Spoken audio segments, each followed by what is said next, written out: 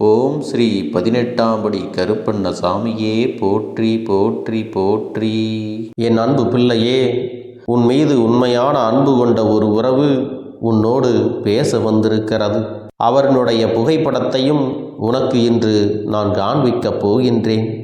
என் செல்லமே, முதலில் உன் வாழ்க்கையில் எவ்வளவு பிரச்சனைகள் வந்தாலும் ஒருவரின் உணர்வுகளுக்கு மதிப்புகள் கொடுக்கப்படவில்லை என்றால் அந்த இடத்தில் இருந்தும் எந்த ஒரு பலனும் இல்லை என்றுதானே தோன்றும்.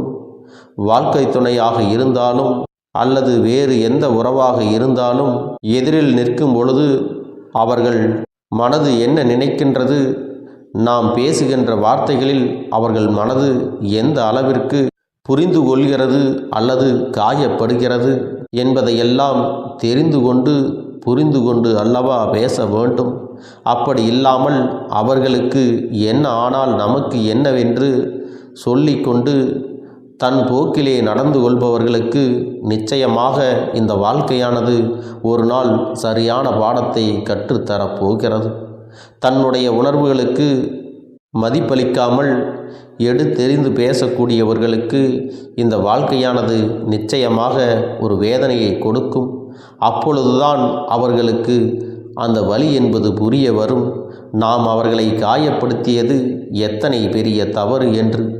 ஆனால் ஒருமுறை ஒருவருடைய நம்பிக்கையை இழந்து விட்டோம் என்றால் மீண்டும் அந்த நம்பிக்கையை பெறுவது என்பது மிகவும் கடினமான ஒரு விஷயம். இருக்கின்ற இந்த சூழ்நிலைகளில் நிச்சயமாக ஆறுதல் தேவைப்படக்கூடிய தருணமும் அதுதான் என்பதை நீ புரிந்து கொள்ள வேண்டும். இந்த சூழ்நிலையில் யாருமே யாருக்காகவும் எந்த ஒரு விஷயத்தையும் அவ்வளவு எளிதில் விட்டு கொடுத்து விடுவதில்லை. விட்டு கொடுத்து செல்ல வேண்டும் என்பது இங்கு பல பேருக்கு தெரிவதும் இல்லை. ஒரு வாழ்க்கை பயணத்தில் ஒருவரின் மீது இன்னொருவருக்கு இருக்கின்ற கோபம் குறையாமல் இருக்கும் பொழுது யாரேனும் ஒருவர் விட்டு கொடுத்துதான் செல்ல வேண்டுமே தவிர பிடிவாதமாக இருந்து எந்த ஒரு விஷயத்தையும் சாதிக்கப் போவது இல்லை. ஒருவரிடத்தில் உண்மையான அன்பு இருக்கும் பொழுது தானாகவே மனம் இறங்கி வந்து தன்மேல் தவறு இல்லை என்றாலும் அந்த அன்பிற்காக விட்டு கொடுத்து போக வேண்டும். அதுவல்லாமல் வெளியில் வருகின்ற இன்னொருவருக்கு உன்னிடத்தில் இருக்கின்ற ஒரு பொருளை கொடுத்து, பொன்னை கொடுத்து, உறவை கொடுத்து, இதையெல்லாம் நான் உனக்கு செய்கிறேன், நான் உன்னிடத்திலே கோபம் கொண்டது சரிதான் என்று நியாயப்படுத்துவதில் மனித தன்மையே இல்லை.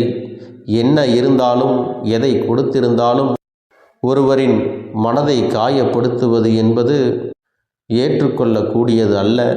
அப்படி செய்யும் பொழுது அது மேலும் மேலும் வாழ்க்கையில் உன்னை வேதனைக்கு உள்ளாக்கும் என்பதை மறந்து விடாதே.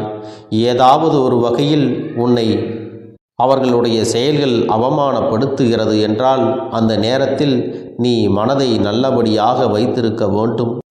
உன் மனதிற்குள் தெளிவான எண்ணங்கள் இருக்க வேண்டும். நீ விழித்து கொண்டாயானால் நிச்சயமாக பிழைத்து கொள்வாய் என்பதில் எந்த ஒரு சந்தேகமும் கிடையாது. உன்னை ஏமாற்ற நினைக்கின்றவர்கள், ஏமாற்றக்கூடியவர்கள் எப்படி இருந்தாலும் உன்னை ஏமாற்றத்தான் செய்வார்கள். அதை ஏற்றுக்கொள்வதும் விட்டு விடுவதும் உன்னுடைய கைகளில்தான் இருக்கிறது.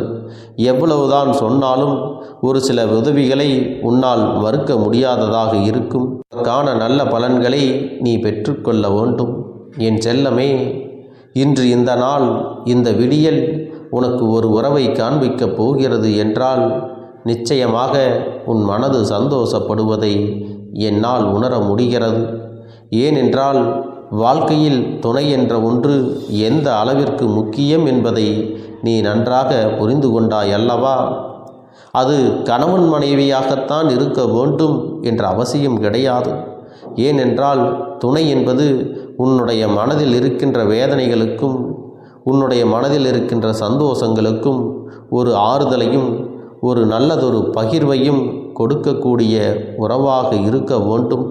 அதுபோல வீட்டிற்கு வரும்பொழுது நம்மை பார்த்தவுடன் சிரிப்பதற்கும் அல்லது நமக்கான 2 ஆறுதல் வார்த்தைகளை சொல்வதற்கும் இன்று என்ன நடந்தது என்று கேட்பதற்கும் ஒரு உறவு இல்லை என்றால் நிச்சயமாக மனம் வேதனை அடையத்தான் செய்யும். இதை உன் அப்பன் நான் மறுக்கவில்லை. என்னதான் இருந்தாலும் சரி என் பிள்ளையே, அந்த உறவை நீ உன் வாழ்க்கைக்குள் முழுவதுமாக தொடர்ந்து வர செய்ய வேண்டும். அதுதான் நீ அவர்களுக்கு காட்டுகின்ற நன்றி. என் பிள்ளைக்கு அந்த வகையில் இந்த வாழ்க்கை உனக்கு கொடுத்த ஒவ்வொரு விஷயங்களையும் எண்ணி எண்ணி நீ சந்தோஷமும் அடைந்திருக்கின்றாய், மனவேதனையையும் அடைந்திருக்கின்றாய். அதனால் அப்பன் சொல்கின்ற இந்த விஷயம் உன்னுடைய வாழ்க்கையில் உனக்கு பேரானந்தத்தை நிச்சயமாக கொடுக்கும். இவர் யார் என்று தெரிந்து கொண்டால் என் பிள்ளையே, நீ மிகுந்த மன மகிழ்ச்சி அடைவாய். நாம் எத்தனை தவறுகளை செய்து விட்டோம் என்று எண்ணி நீ வேதனையும் படுவாய். என் செல்லமே, ஒரு விஷயம் ஒவ்வொரு நாளும் உனக்கு சரியாக சென்று கொண்டிருப்பது போன்ற ஒரு தோற்றத்தை கொடுக்கிறது அல்லவா?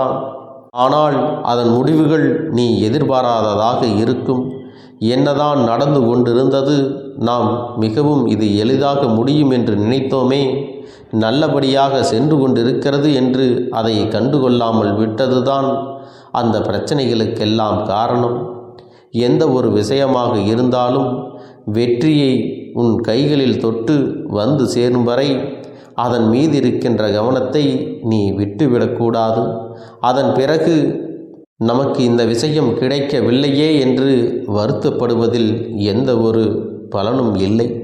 என் செல்லமே, இந்த வாழ்க்கை எத்தனையோ பாடங்களை எல்லாம் உனக்கு கற்றுக் கொடுத்திருந்தாலும் சில பாடங்கள் வாழ்க்கை முழுமைக்கும் மறக்க முடியாததாக இருக்கும் அல்லவா?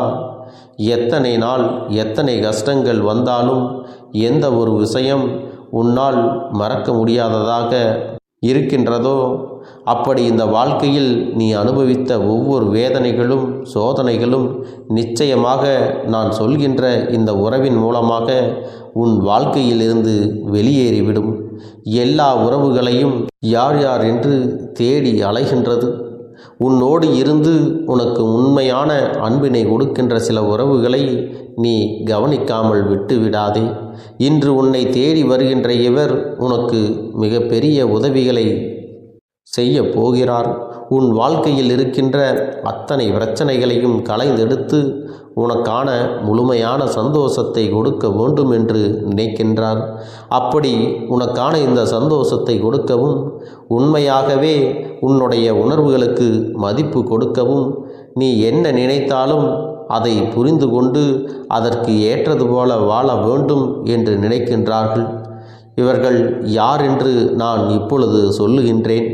என் பிள்ளையே, அவரின் புகைப்படத்தை இப்பொழுது நான் உனக்கு காண்பிக்கவும் போகின்றேன். நான் காண்பிக்கும் பொழுது என் பிள்ளை, முதலில் உன் மனதை தயார்படுத்திக்கொள். இதுதான் அந்த புகைப்படம். உன்னுடன் உண்மையான அன்பினை வெளிப்படுத்த வந்திருக்கின்றார்கள். என் பிள்ளையே, உண்மையில் சொல்ல வேண்டுமென்றால் மனிதனின் மனமானது நேரத்திற்கு நேரம் மாறிக்கொண்டே இருக்கும். நம்மீது உண்மையான அன்பு வைத்தவர்களை கூட ஒரு சில சமயங்களில் ஒரு நொடி கூட யோசிக்காமல் யார் பேச்சையாவது கேட்டு தூக்கி எறிந்து பேசிவிடும். ஆனால் உன்னுடைய அன்பானது உண்மையானது. உன்னுடைய அன்பிற்கு இப்படி பேசுகின்றவர்கள் எல்லாம் தகுதியற்றவர்கள். என் அன்பு பிள்ளையே, இந்த கருப்பண்ணசாமியின் ஆசீர்வாதங்களும் அன்பும் துணையும் என்றென்றைக்கும் உனக்கு முழுமையாக கிடைத்து கொண்டே இருக்கும்.